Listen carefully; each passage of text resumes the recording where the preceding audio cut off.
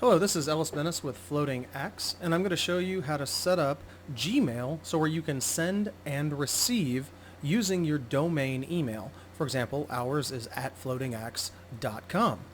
This is going to be using the SiteGround mail configuration settings. However, these are pretty universal, and so one or the other will probably work for everything that you're going to need to have done.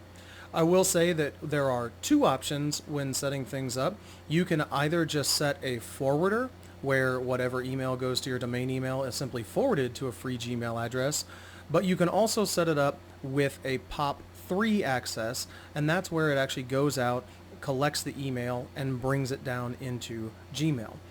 However, I actually set it up to do both. We set up a forwarder on our actual hosting environment, which again we use SiteGround. That email is forwarded to the Gmail account, the free Gmail account, which we use for our example. It is floatingaxtech@gmail.com. And then we also use the send mail as feature and check mail from other accounts. This makes it really simple because the forwarder works faster than the POP3 checking does. You can see here this one was last checked 30 minutes ago. If you're really anxious to get emails as quickly as possible, it's really important to also have that forwarder set up. So let's get started. The first thing that we're going to do is we are going to want to set up the send mail as feature. So we're going to say add another email address. You will be able to set whatever name you want to from this. So I'm simply going to say photographer. I'm setting up photo@floatingx.com. You want to leave the treat as alias selected. We're going to click next step. Here's where you're going to put in whatever those settings are that your server suggests. For example, it is very typical that it's going to be mail dot then whatever your domain name is. That's how ours is set up. Your username can be different. A lot of times it is simply the full email address. Sometimes it's simply the first part of the email address. This is dependent upon your carrier. And then you also have the password. If possible, we always want to use port 465 with SSL because that is absolutely the most secure method to connect to that server. We're going to say add account. It's going to check those credentials to make sure they're working. Then what we're going to do is we want to make sure that we are going to receive whatever the code is, and Google is simply making sure that you are able to receive the messages from there. That way you're not setting it up for anybody else to be receiving your emails or you're trying to get somebody else's.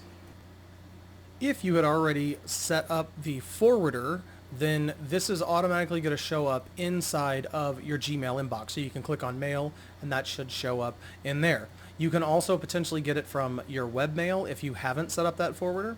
So all you have to do is copy and paste that code. Again, that just lets Google know, hey, we are allowed to do this. You'll now see that show up inside of photo at FloatingX. You can see it's under the send mail as feature. Now the next thing we're going to do is we want to be able to check email from that account. So we're again going to say we're going to add an email account. Same thing here. We're going to do the full email address. Go to next. We're going to import emails from the other accounts, which is the POP3.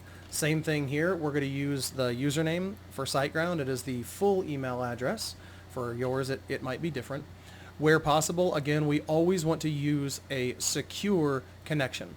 What looks like by default, your server might be different, but it is almost ubiquitous that for an SSL connection, you're going to use a 995.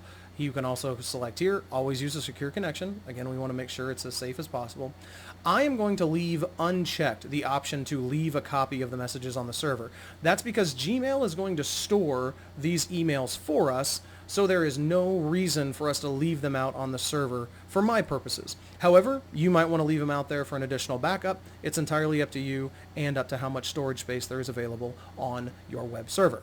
You also have the option to label those incoming messages. So if I wanted to have anything that comes to photo automatically set up as the photo label, then I'm going to add that and I'm going to say photos. I'm going to click OK. Now any email that comes in to photo@floatingx.com is automatically going to have the label applied called photos. I'm going to end by clicking add account.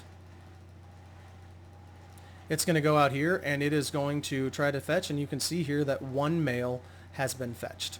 That's it. You are now set up. Whenever you go to compose a message, you'll now see multiple options here where you're able to send as that email, and then any emails which are sent to that email are automatically going to show up inside of your Gmail inbox.